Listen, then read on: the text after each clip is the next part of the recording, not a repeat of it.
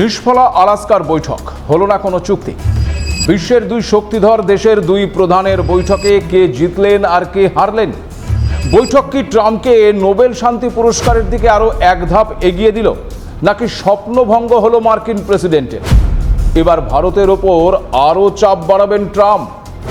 50% পর কি তবে আরও বাড়তে চলেছে মার্কিন শুল্কের পরিমাণ? আমেরিকার স্বার্থে ভারতের বাণিজ্যের আলোচনার ওপর তবে কি অনিশ্চয়তার কালো মেঘ ঘনীভূত হলো? কোন পথে এগোবে এবার এই ভারত আমেরিকার সম্পর্ক? আপনারা দেখতে শুরু করেছেন এডিটার্স ডায়েরি। আমি ভাস্কর দত্ত আপনাদেরকে স্বাগত জানাই। রাশিয়া থেকে তেল কেনার কারণে ইতিমধ্যেই দু ধাপে ভারতের পণ্যের ওপর মোট 50% শুল্ক আরোপ করেছেন মার্কিন president.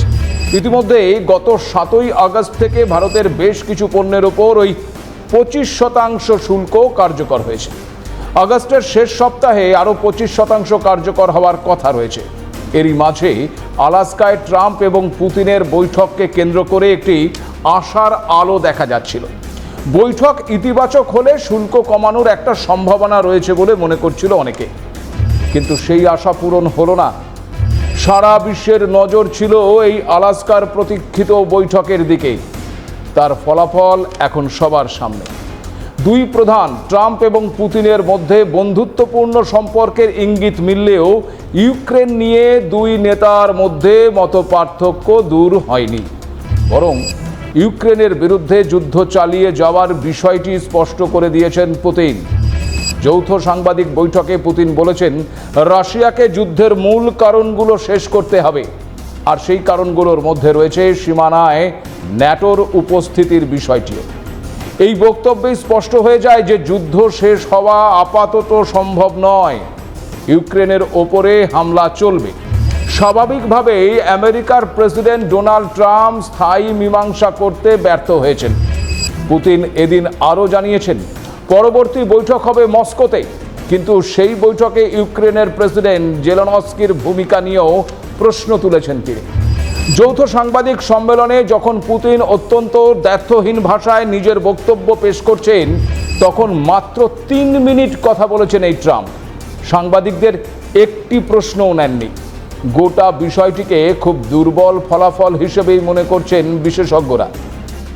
I believe we had a very productive meeting. There were many points that we agreed on. Most of them, I would say, a couple of big ones that we haven't quite gotten there, but we've made some headway. So there's no deal until there's a deal. I will call up NATO in a little while. I will call up the various people that I think are appropriate, and I'll of course call up President Zelensky and tell him about today's meeting. It's ultimately up to them. They're going to have to agree with what Marco and Steve and some of the great people from the Trump administration, who we're going to try and get this over with. We really made some great progress today. I've always had a fantastic relationship with President Putin, with Vladimir. We had many tough meetings, good meetings. We were interfered with by the Russia hoax that made it a little bit tougher to deal with, but he understood it. প্রশ্ন হচ্ছে, কোন হারা আর কোন জিতা?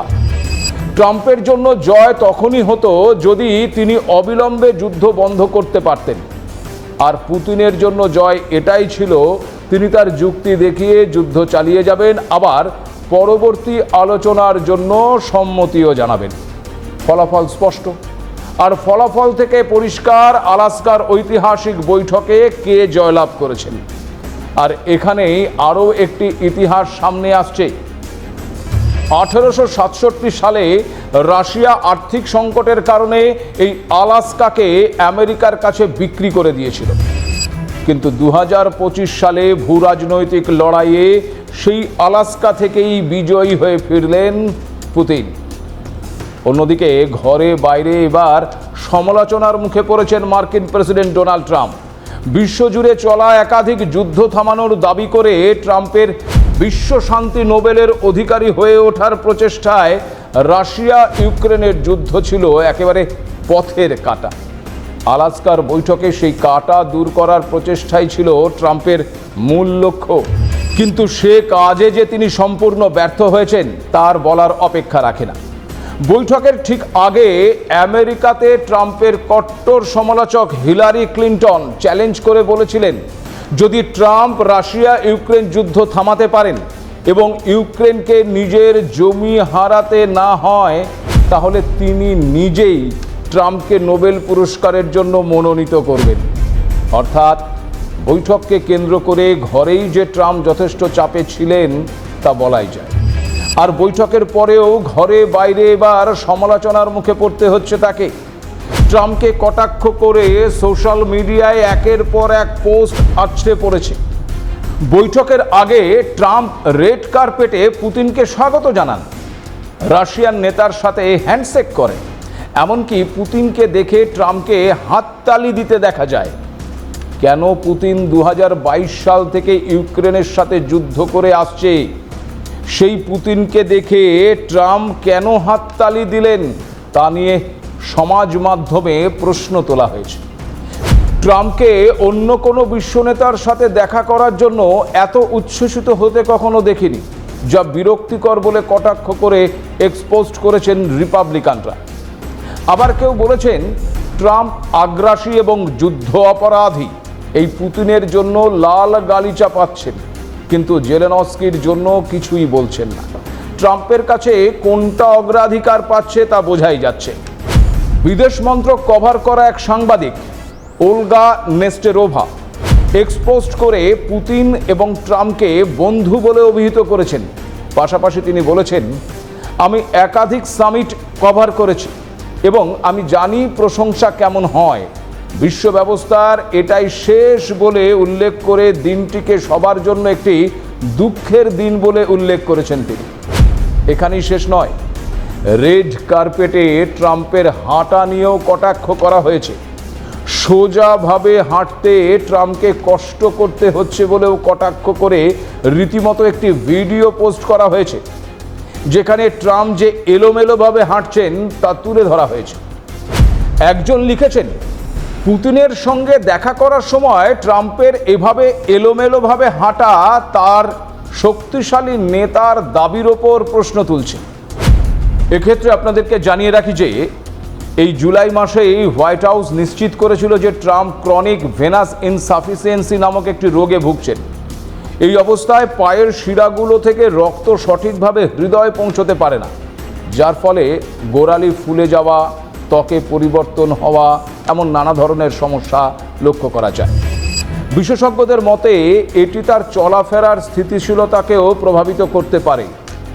সে কারণেই কি তবে Trump এভাবে এলোমেলোভাবে হাঁটছিলেন তা নিয়ে প্রশ্ন থাকলেও বৈঠককে কেন্দ্র করে নিজের ঘরেই যে ট্রাম্প এখন সমালোচনার মুখে তা বোঝাই যাচ্ছে। একের পর এক আক্রমণ ধেয়ে আসছে তাকে কেন্দ্র করে, আর এখানেই ভারতের জন্য তৈরি হচ্ছে আশঙ্কার কালো মেঘ। পুতিনকে যুদ্ধ থামাতে রাজি করাতে না পারা, নোবেল শান্তি পুরস্কারের দাবিদার হিসেবে পিছিয়ে পড়া, নিজের দেশেই বিরোধী এবং সাধারণ মানুষের কটাক্ষের মুখোমুখি হওয়া, এসবই ট্রাম্পকে আরও রাগিয়ে দিতে পারে। আর মার্কিন প্রেসিডেন্ট সেই রাগ মেটাতে ভারতকে টার্গেট করতে পারেন, এমন আশঙ্কা উড়িয়ে দেওয়া যাচ্ছে। আর সেখান থেকেই প্রশ্ন, তবে কি ভারতের ওপর আরও শুল্ক চাপাবেন মার্কিন প্রেসিডেন্ট? এমনকি ভারতের ওপর আরও অন্য আর্থিক প্রতিবন্ধকতা তৈরি করতে পারেন ট্রাম্প? বাংলায় একটা প্রবাদ আছে, উদর পিণ্ডি বুধর ঘাড়ে, যার অর্থ হলো একের দোষ অন্যের ওপর চাপান। সাধারণত বাংলায় এই প্রবাদটি বারংবার বিভিন্ন ক্ষেত্রে ব্যবহার হয়। এক্ষেত্রে কি তবে ট্রাম্প ওই রাশিয়াকে বাগে আনতে না পেরে, পুতিনকে নিজের পক্ষে রাজি করাতে না পেরে রাশিয়ার বদলে ভারতকে চাপে ফেলছেন? কেন রাশিয়া থেকে ভারত তেল কিনছে এই যুক্তিতে ভারতের ওপর অতিরিক্ত শুল্ক চাপাচ্ছেন? আলাস্কায় পুতিন এবং ট্রাম্পকে একই বুলেট প্রুফ লিমুজিনে বসতে দেখা যায়।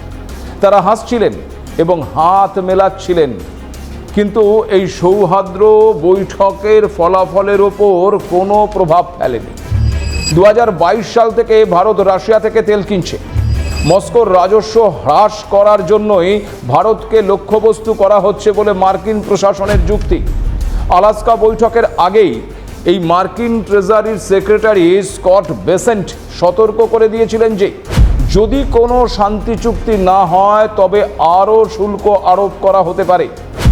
ইউরোপের যে দেশগুলো ভারত থেকে পরিশোধিত পেট্রোলিয়াম আমদানি করে তাদেরকেও ওয়াশিংটনের সঙ্গে যুক্ত হওয়ার আহ্বান জানানোর পাশাপাশি রাশিয়ার সাথে ব্যাপকভাবে বাণিজ্য করা দেশগুলোর ওপর কঠোর নিষেধাজ্ঞা আরোপের কথা জানিয়েছিলেন তিনি।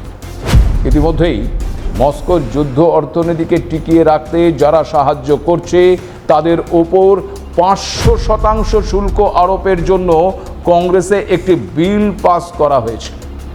ফলে ওই 25 থেকে 50% শুল্ক আরোপের পর আবার নতুন করে এখন ভারতের ওপর ট্রাম্প আরও শুল্ক চাপান কিনা সেটাই দেখার। আগামী 27শে আগস্ট থেকে এই বাড়তি আরও শুল্ক অর্থাৎ ওই 25% শুল্ক কার্যকর হতে চলেছে। এমনটা হলে ভারতীয় ব্যবসায়ীরা যে চাপে পড়বেন তা বলাই বাহুল্য, কারণ ভারত থেকে বহু পণ্য ওই আমেরিকায় রপ্তানি করা হয়, যার মধ্যে উল্লেখযোগ্য জুতো এবং চামড়াজাত পণ্য। ট্রাম্পের বাড়তি শুল্ক আরোপের কারণে সিঁদুরে মেঘ দেখছেন তারা। তবে এক্ষেত্রে আবার বিকল্প পথ খোঁজার চেষ্টাও ইতিমধ্যে শুরু হয়ে গেছে। অর্থাৎ আমেরিকাকে বাদ দিয়ে ভারতীয় পণ্য অন্য কোন দেশে রপ্তানি করে মুনাফা ঘরে আনা যায় তার পরিকল্পনা গ্রহণ করা শুরু করে দিয়েছেন ব্যবসায়ীরা। একটা সময় এই ভারতীয় চামড়াজাত পণ্যের রমরমা বাজার ছিল রাশিয়াতেই, আবার সেই দিকেই ঝোঁকা হবে কিনা তা নিয়েও ভাবনা চিন্তা চলছে। আপাতত নতুন করে আমেরিকার তরফে বাড়তি কোনো শুল্ক আরোপের কথা এখনো পর্যন্ত ঘোষণা করা হয়নি। এই অবস্থায় ভারতের কাছে প্রথম পদক্ষেপটি হলো ওই অতিরিক্ত 25% শুল্ক যা আগামী 27শে আগস্ট থেকে কার্যকর হবার কথা, সেই সময়সীমাকে পিছিয়ে দেবার প্রচেষ্টা চালিয়ে যাওয়া। ভারতের সামনে যে রাস্তাগুলো খোলা আছে তার মধ্যে প্রথমটি হলো রাশিয়া থেকে তেল কেনার বিষয়টি পুনর্মূল্যায়ন করা। দ্বিতীয় হলো ভারতে আমেরিকার যে সমস্ত পণ্যের ওপর চড়া শুল্ক রয়েছে তা নিয়ে বিবেচনা করা। আর তৃতীয়টি হলো ওই প্রথম এবং দ্বিতীয় কোনো পথেই না হেঁটে, অর্থাৎ একেবারে সমঝোতার পথে না হেঁটে বিকল্প পথ খুঁজে বের করা। তবে প্রতি ক্ষেত্রেই ভারতের সামনে কিন্তু ঝুঁকি রয়েছে, কারণ যদি রাশিয়া থেকে তেল কেনা কমায় বা বন্ধ করে তবে ভারতীয় বাজারে তেলের দাম বাড়ার আশঙ্কা রয়েছে। আবার আমেরিকার পণ্যের ওপর শুল্ক কমালে ভারতের নিজস্ব সংস্থা ক্ষতি হবার ঝুঁকি রয়েছে। আর সমঝোতার পথে না হেঁটে যদি বিকল্প পথ খুঁজে বের করতে হয়, নিজের দেশেই দেশীয় পণ্যের বিক্রি বাড়াতে হয়, তবে সেক্ষেত্রে একাধিক পরিকল্পনা ও সিদ্ধান্ত নিতে হবে, যা আবার সময় সাপেক্ষ। সব মিলিয়ে পুতিনের সাথে দাবার চালে কিস্তি খেয়ে ডোনাল্ড ট্রাম্প এখন পরবর্তী পদক্ষেপ কি নেন সেদিকেই কিছুটা তাকিয়ে থাকতে হবে ভারতকে। তবে এই মুহূর্তে ভারত যে অবস্থায় দাঁড়িয়ে আছে তাতে ভারতকে বিপাকে ফেলতে চাইলে আমেরিকাও বিপাকে পড়তে পারে, কারণ ভারতের বাজারকে উপেক্ষা করে আমেরিকা যদি চলতে চায় তবে সেক্ষেত্রে আমেরিকান বহু কোম্পানিকেও মুখ থুবড়ে পড়তে হতে পারে। আবার ভারতকে কোণঠাসা করতে চাইলে আমেরিকাকে সম্পূর্ণ উপেক্ষা করে রাশিয়া, চীন, ভারত আরও কাছাকাছি চলে আসার আশঙ্কা করছেন খোদ মার্কিন রাজনৈতিক পর্যবেক্ষকরাও। ফলে রাশিয়াকে আটকাতে ভারতের ওপর আমেরিকার কৌশলগত চাপ সৃষ্টি বুমেরাং হতে পারে। তবে আলাস্কায় ট্রাম্প ও পুতিনের বৈঠককে স্বাগত জানিয়েছে ভারত। ভারতের বিদেশ মন্ত্রকের তরফে জানানো হয়েছে শান্তির আশায় তারা যে নেতৃত্ব প্রদান করছেন তা অত্যন্ত প্রশংসনীয়। ওই বৈঠকে যে অগ্রগতি হয়েছে তার প্রশংসা করছে ভারত। শুধুমাত্র আলোচনা এবং কূটনৈতিক পথেই অগ্রগতি সম্ভব। দ্রুত ইউক্রেনে সংঘাতে ইতি পড়ুক বলেও জানিয়েছে ভারত। এই পরিস্থিতিতে আবার আগামী সোমবার ওয়াশিংটন ডিসিতে ট্রাম্পের সঙ্গে দেখা করতে চলেছেন ইউক্রেনের প্রেসিডেন্ট জেলেনস্কি। ইতিমধ্যেই ট্রাম্পের সঙ্গে বেশ কিছুক্ষণ কথা হয়েছে বলে জানিয়েছেন জেলেনস্কি। অন্যদিকে আবার আলাস্কায় পুতিনের সঙ্গে বৈঠক শেষে ন্যাটো নেতাদের সঙ্গেও ফোনে আলোচনা করেছেন ট্রাম্প। শনিবার ভোরে এই ফোনালাপ হয়েছে বলে নিশ্চিত করেছে হোয়াইট হাউস। ট্রাম্প জানিয়েছেন যদি সব কিছু ঠিকঠাক হয় তাহলে আবার পুতিনের সঙ্গে একটি বৈঠকের আয়োজন করবেন তিনি। সেক্ষেত্রে সিজফায়ার বা ওই সংঘর্ষ বিরতি চুক্তি নয়, রাশিয়া এবং ইউক্রেনের মধ্যে যুদ্ধ শেষ করার সেরা উপায়টি হলো সরাসরি শান্তি চুক্তি করতে হবে। তার ফলেই যুদ্ধে ইতি পড়ে যাবে বলেই মনে করছেন ট্রাম্প। কিন্তু আলাস্কায় যৌথ সাংবাদিক বৈঠকে পুতিন যে যুদ্ধের মূল কারণগুলো শেষ করার কথা উল্লেখ করেছেন তা অত্যন্ত তাৎপর্যপূর্ণ বলেই মনে করছে বিশেষজ্ঞ মহল। সেক্ষেত্রে ভারত পাকিস্তান সংঘর্ষ বিরতি সহ একাধিক যুদ্ধ বন্ধের দাবি করে যে ট্রাম্প শান্তির নোবেল পেতে মরিয়া, সেই ট্রাম্পের কাছে রাশিয়া ইউক্রেন যুদ্ধ থামানোটাই এখন অন্যতম প্রধান লক্ষ্য। সেই লক্ষ্যে শেষ পর্যন্ত এই মার্কিন প্রেসিডেন্ট নিজেকেই ট্রাম্প কার্ড করেন কিনা এখন সেটাই দেখার। আজ এ পর্যন্তই, নমস্কার।